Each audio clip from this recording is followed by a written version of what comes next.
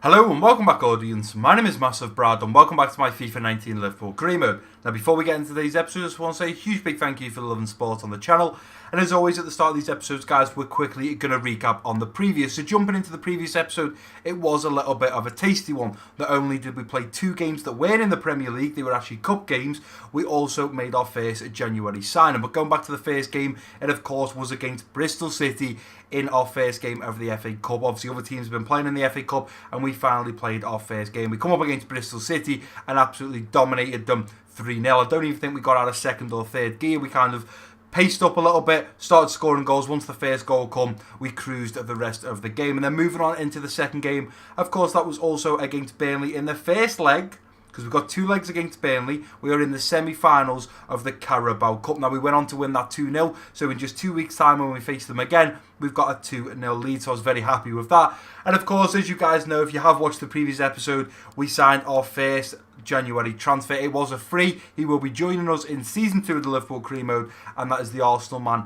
Aaron Ramsey. So super happy, and you guys seem to be super happy with that signing as well. And of course, what we're going to do right now is we're going to jump into this first game against Brighton. Now, we've got Brighton, and then we've got Crystal Palace, which is a little bit funny because the first month in this career mode we played, the first game was West Ham, then we actually played Brighton and then Crystal Palace. Brighton, we beat them 4-1. Crystal Palace, we drew 0-0. So I'd love the same result against Brighton, but this time not conceding the goal. And hopefully we'll score goals past Crystal Palace and it won't be a boring 0-0. And I also quickly want to mention in today's episode, guys, you guys have been voting on the straw poll in episode 21. Thank you so much to everyone that did vote. I can see it in front of me now. The screenshot that I took at the time of recording, there was 134 votes. So thank you so much. That's the most votes I've ever had on a straw poll. Now, it may have changed today. It may have changed yesterday. It's been up and down all over the place. A few people did say, Brad, it looks a little bit weird, the straw poll. It seems like, you know, someone's getting a load of votes when they shouldn't be. It was a little bit weird. I've never seen, you know, a straw poll of mine get this many votes. But I can see the two players right in front of me now. We're going to discuss that after the Brighton game, before the Crystal Palace game. But we will be signing another two players in today's episode. And then out of the other three players, I'm going to make a decision whether we sign any other players. If you guys want me to sign any of the other three, let me know it down below in the comment section. But jumping into the first game against Brighton, we've had to rotate the team a little bit, but I'm still happy with the lineup. We've got Ryan Sessegnon on that left wing, Angel Correa at striker, Salah on that right wing, Gino Wijnaldum linking up with the Ox in the central midfield, Fabinho at central defensive midfield, Robertson, Van Dijk, Gomez and Alves at the back, with of course this time round Mignolet in goal. Now, he has been in goal for the last 3 games, I do believe. There is a simple reason for this, guys. He come knocking on the door and said, look, Brad, I'm not getting played. Something's got to change here, otherwise I want to be sold. Of course, then the board, I have actually deleted the email now. The board sent us an email saying, look, he needs to be getting first team football or you're going to have to put him out on loan like you requested.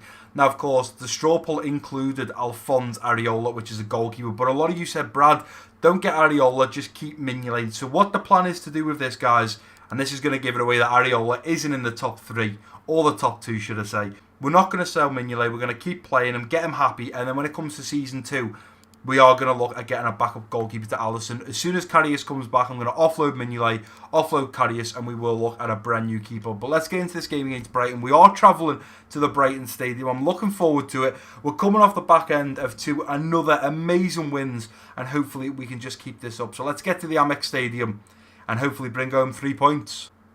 And here we are at the Amex Stadium. And I'm excited for this episode. Not only are we playing another 2 games in the Premier League, of course we've got that 15-point gap at the top. We're playing absolutely unbelievable.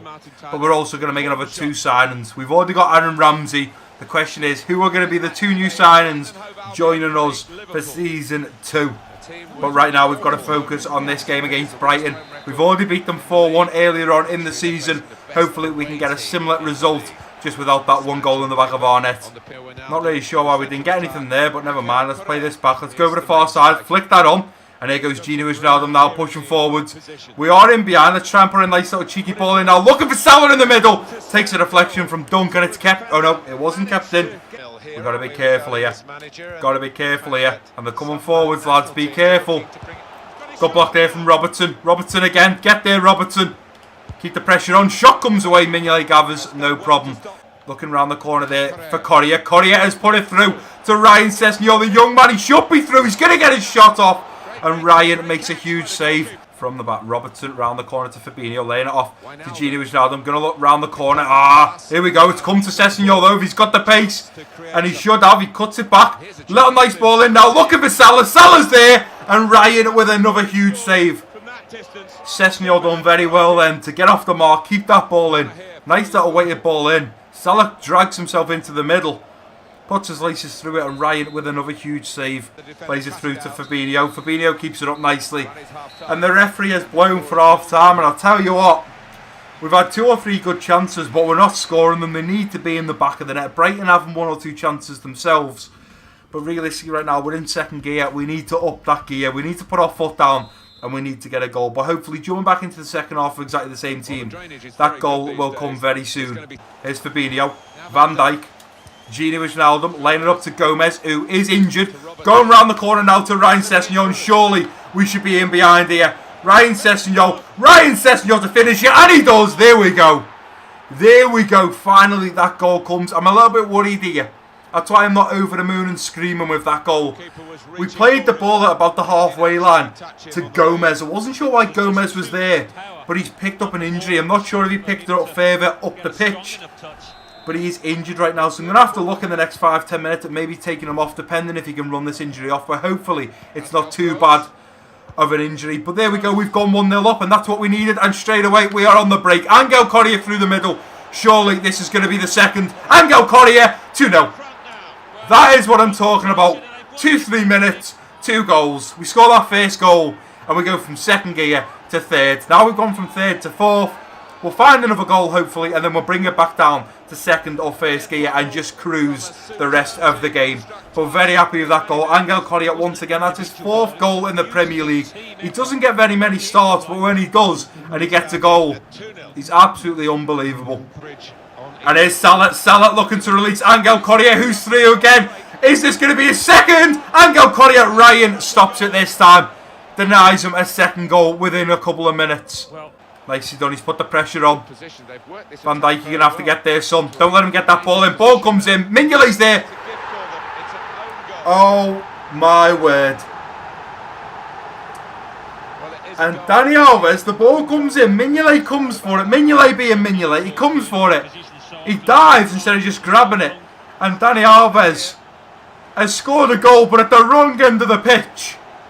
I mean, that's a cracking header from the right back. I shouldn't really laugh, because he doesn't score many, and when he does, it's just been in the back of our net. But I think with that own goal coming, we've now got to look at making some changes. As I mentioned before, I don't know if I'd have left it in, but Gomez seems to be okay, so we can leave him on the pitch. Going to take Gini Wijnaldum off for Milner. Going to take Ox off for Naby Keita. And the last move for me, I think, is going to be Daniel Sturridge for Angel Correa. Correa's been absolutely unbelievable, but I just want to get him off, keep him rested, because right now, he's getting ahead of Sturridge. Sturridge is 3rd choice striker right now, so unless Sturridge comes on and does something absolutely unbelievable, Correa has made himself in that second position striker. Let's get this ball out. Nicely done, Fabinho. Play it around the corner, and it's intercepted again. And luckily enough there, Stevens intercepts it. I say luckily enough, they could have had another attack on their hands there, but the referee has blown for full time. To be honest, a little bit shocked there. We got from second to third gear, pushed from third to fourth, and then once that own goal went in, we just went from fourth gear to first, and it just wasn't good enough. We didn't carry on attacking, we didn't look for more goals. And once Brighton had that own goal, they were coming for another. Could have easily ended 2-2 there, but the referee blew the whistle at the very end of that game then, and we travel back to Liverpool with 3 points, which I am very happy about. So we're going to jump back to the central now, guys. We're going to sign 2 brand new players. I can see them in front of me. I'm super excited to get them on board for Season 2. And then we'll go ahead and get into the Crystal Palace game. Right, and here we are, guys, back at the central, ready to face off against Crystal Palace at Anfield. I'm absolutely gutted over scoring that own goal in the previous game against Brighton, because I just realised we'd gone like 10-11 games with a clean sheet, and thanks to Dani Alves putting a header in the back of our own net, we have now suffered our first goal in on net in 10-11 games. That is absolutely madness, but I'm super excited to get into this Crystal Palace game. But as promised, before we get into that, it's all about the transfer hub. Now, you guys have been voting for the last 2 or 3 days on a straw poll. to which players should we sign on a free for Season 2. I firstly want to say thank you to everyone that did vote, and just because maybe the top 2 players weren't who you voted for, it doesn't mean in the future or other career modes we won't be signing those players. So I will quickly show up on the screen now how the stats looked when I took the screenshot. So you can see now the first man we will be signing is Anderson Talisca at centre forwards with 39 votes. We've got Diego Godin in second with 31 votes. He'll be the other player that we are signing. We've got Anthony Martial in third with 25 votes. Alphonse Areola in fourth with 20 votes. And finally, Koke in last position, fifth position with 19 votes. Now, I quickly want to explain that with us signing Anderson Talisca, on that signing, I said if we were to bring him in, we're going to look at moving Sturridge on now. We won't be getting him this season. So in Season 2, when we get back to the summer transfer window, I will be looking to offload Sturridge for the simple reason of right now Sturridge is like the third striker. We got Bobby Firmino up top straight away. He's always going to be number 1. We've then got Angel Correa, who's doing bits right now and deserves to have that second place. Then it's Sturridge. Then we've got Solanke, and then we've got Brewster. There's too many strikers up there. If I bring Talisca in as well, where does Talisca fit in there? So I'm going to take Talisca out and he'll become the second striker. So he's a little bit higher rated than Angel Correa, overall 84, and he of course was top. So we'll go ahead and sign him first, and then I'll quickly discuss while we're in this signing process of what is going on. So obviously we're getting Talisca and Godin. Now a few people said, Brad, don't get Godin, he's old, he's going to start declining. Now I know that, guys, I fully well know that. We're going to get him. But the difference is we're not paying a transfer fee for him. We're just paying his wage. So even in a year's time, let's say we get him in the summer transfer, which is when we will be getting him in the summer transfer window. Let's offer him an importance. Let's say by this January transfer window, he's gone down from an 89, let's say, to an 87. We could still look at selling him. Even if we get 20 million for him, it's 20 million more than we actually paid for him because we're not going to be paying anything for him. I think he's a great player to bring in. I think the fact that we're going to have Van Dijk and Gomez as the main 2 centre-backs, and then we can now have Jimenez and Godin as the other 2 backup centre-backs. Then we can rotate Lovren, rotate Matip, and we can change it round. He's asking for a contract offer of 4 years. Yeah, he can have that.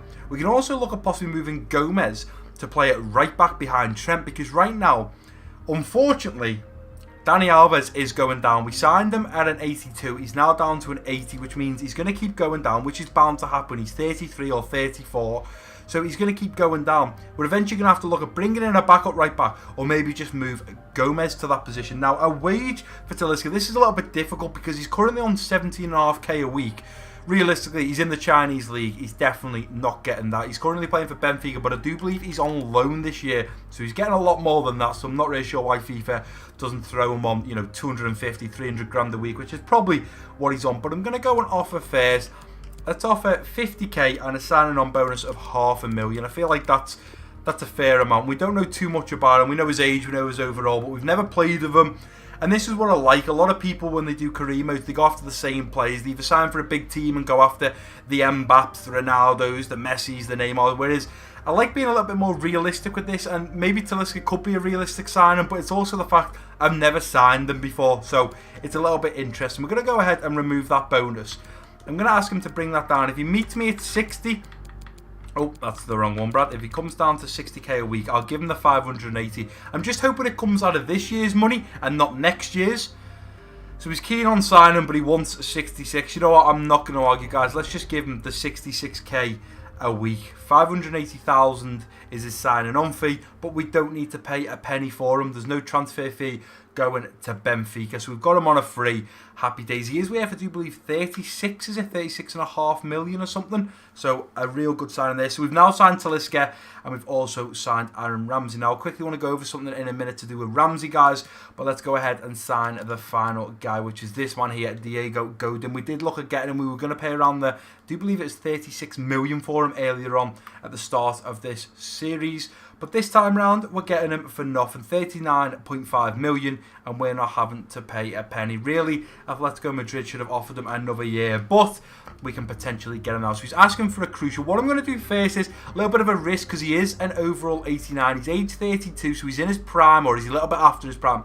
I'm going to ask will he come down to an important. If he doesn't, we'll go back. Right, it's not going to work. So he wants to be a crucial player. We'll accept that. He's not going to come any lower, so let's go ahead and give him that. He's asking for 3 years. Again, I'll accept the 3 years because he's 32. That means he'd still be playing for us at 35. I'm going to look at moving him on in 6 months or after a year, depending on how he plays, depending on how quick his overall comes down. But I think he's meant to be solid on FIFA. I think it's worth getting him in. Now, here's the big one. He's currently on 105,000 a week. I'm going to go and offer him. I'm going to offer him 100k, and I'm also going to offer him £1 million signing on bonus. Now, can I just check, does that come out of this year's money? It does come out of this year's money. Now, you can see in the top left, we've got 74.5 million transfer budget to spend. I'm not spending it. So at the end of the season, we're just going to lose it. So let's go ahead and offer him 100k, so 5 grand less than he's on. I mean, he's 32. I don't know what more he wants. And his client is no longer interested in signing for us. So we're going to have to wait now, possibly till the end of this episode, to possibly sign Diego Godin. I didn't think we'd get it thrown back in our face like that, but unfortunately we have. But nevertheless, we've signed the first man, Talisca. We've also got Ramsey. We're going to look at approaching Godin a little bit later on in this episode, or possibly episode 23 if we can't get him. Now, obviously, if you guys are going to be thinking, Brad, what about Martial, Areola, Koke? The great players, don't get me wrong. We could go and approach to get Martial from Man United. He did come third, and I did say I'd think about possibly signing another player. But I think we've got the realistic signings. I think Ramsey, linked in real life with Liverpool. Talisca is a player that has been linked to the Premier League. He has been linked a few years ago, 3 or 4 years ago, to Liverpool. But he's also a player I've never played with. Godin is probably a little bit unrealistic, but we're getting him on a free. Whereas Martial from Manchester United, would that happen? It has been rumoured, but would Liverpool buy a Manchester United player this time in age? I'm not really sure. It's a little bit of one of them. So I'm going to think for the rest of this episode, guys. And then episode 23, I may well sign Martial or Areola or Koke. It just depends. But what I'm happy about is, and someone did mention this, they said, Brad, with you getting Ramsey, have you checked how your other centre mids are doing, as in declining in ratings? So what I actually done is off camera, I had a little look. Now, if I show you this, you can see there, Dani Alves, he's overall 80 now, so he's come down quite a little bit. And if we go over to attributes and we move across, you can see accelerations come down, jump and sprint speed, all his ratings are starting to decrease, which is fine because he's 35. That is bound to happen. But if we move on and we come a little bit further down, we firstly come, I do believe, to Milner. There we go, Milner. So you can see he's age 33. You can see on that right there, overall change, he's come down 1 rating. He's gone from an 81 to an 80. Now he's 33. Again, gone past his prime. Although he's amazing in real life right now, this is FIFA. You can see his free kick accuracy's come down, his finishing, his long passing, short passing, penalties. His ratings are starting to come down. You can see there his stamina's come down a lot. It's -6. So he's on 85 now. He was originally 91. We need Milner for his stamina.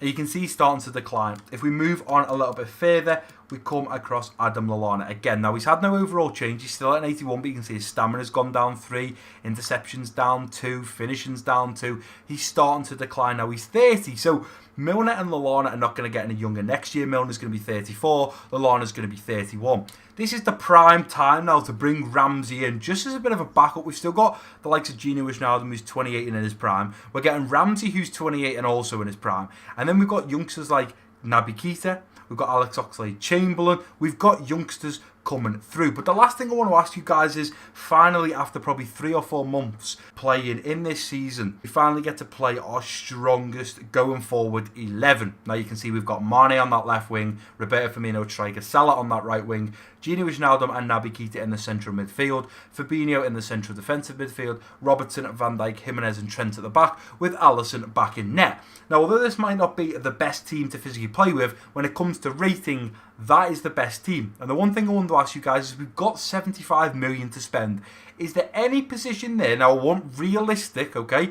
Because Anthony Martial would be a great signing. Don't get me wrong, I like him in real life. I think he's unbelievable. He's not that realistic. And my other problem is, we've got Mane right now. Behind Mane, we've got Sessegnon. And I've promised you guys, I tried to sign him this transfer window, which is the young man, Junior from Real Madrid, who plays on that left wing. We can't get him. So the main signing we're going to sign in Season 2, at the start of the transfer window, is going to be Junior, no matter what. If we have to pump 50, 60, 70 million into that player, we will. Because when it comes to finding a left wing, so many of you guys said, get Junior. And unfortunately in this save, and I've seen other people play career mode, and they've been able to actually get Junior early on because he's got a release clause. Unfortunately, he didn't have a release clause for us, and he'd only just joined Real Madrid. But he is going to be the main target that we go after. But right now, if I said to you, who should we sign realistic, or what position realistically do you think we need to improve on? What would you say? If you can let me know down below in the comment section. And maybe that's looking at a right back, a backup for Alexander-Arnold-Trent, because, again, we've got Dani Alves starting to decline. Trent's there, but who have we got as backup? We've got Robertson at left back, but then we've got the young man Kieran Tierney, the other Scotsman coming through. Van Dijk and Jimenez are quite young. Lovren and Matip are slowly getting out there. Godin will slowly be growing out there, but we've got youngsters like Gomez, Van Dijk, Jimenez coming through. The stage is obviously another player that was recommended, was Jonathan Tah, that we may look at next year, guys, depending on what happens with Godin. But I just thought I'd show you the best lineup we can possibly put out when it comes to rating. And is there a position there you would look on improving? Obviously, we've got a centre mid coming in. We've got a new centre forward coming in. And hopefully a new centre back by the end of this episode. But I've showed you the lineup.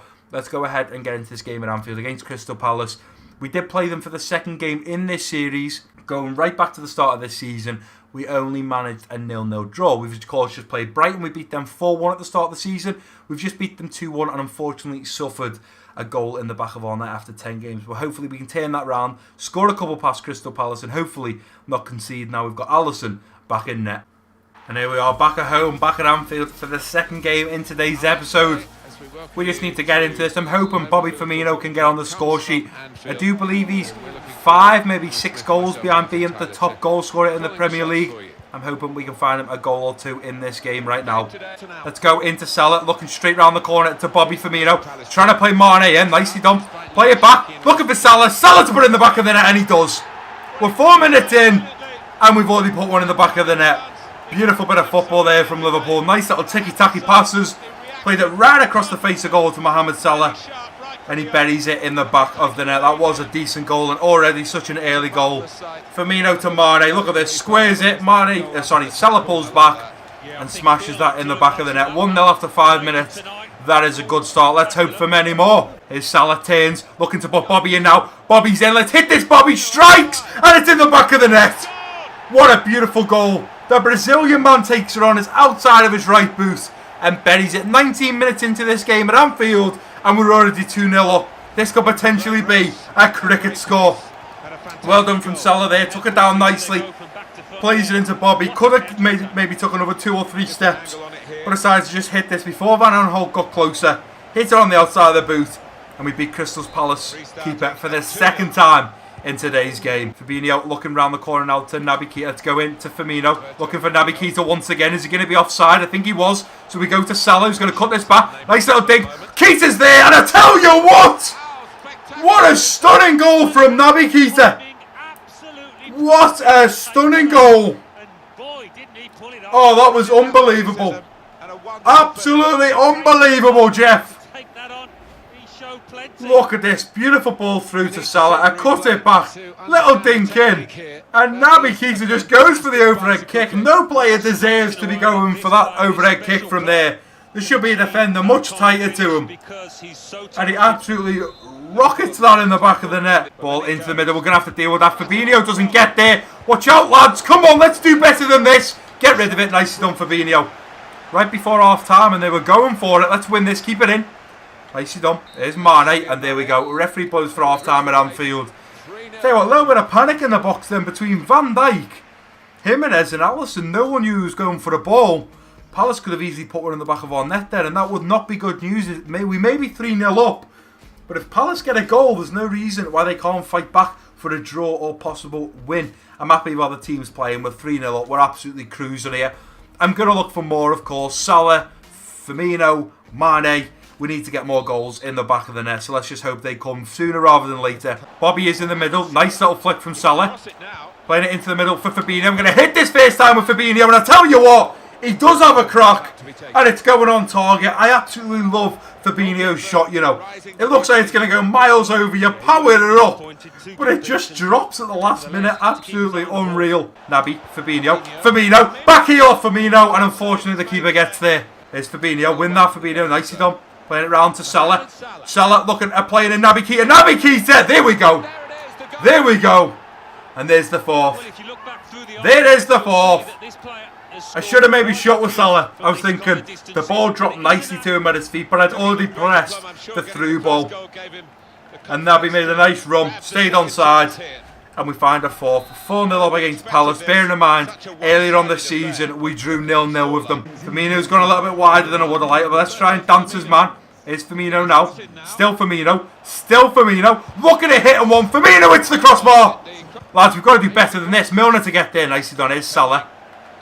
Salah looks to dance his man, but he's not going to have to. The referee does play for full time at Anfield, and we've absolutely annihilated Crystal Palace 4-0. Absolutely annihilated them. What a ridiculous game that was. Look at the stats.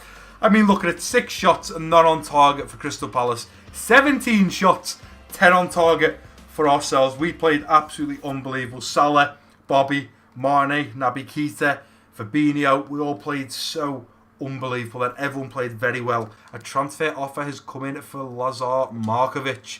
I'm willing for him to go. So we accepted 8.3 and then it fell through. Oh, sorry, it's not Mainz actually, is it? Club Brugge have come in and offered 8.1 million. What is he actually valued at? He's valued at 7 million. Let's just go and accept it. We don't need him. He can go if he wants to go. Hopefully we can get that sorted in the next episode or two and move on Lazar Markovic. So what we'll do is quickly put this into position, top to bottom, go up and hope. Still across there. So it looks like, guys, we're going to have to sign Godin in episode 23. So I think what we'll do is we'll look at getting Godin in the next episode, and then hopefully he'll come to us, and then we've sorted the top 2 that you guys asked for, Talisca and Godin. But I'm actually going to leave the episode there, guys. If you have enjoyed it, please do give it a big thumbs up for me. Don't forget to jot your comments down below. If you're new around there, click that subscribe button. Don't forget to share this video with your friends and family. And I've been Massive Brad. Peace out.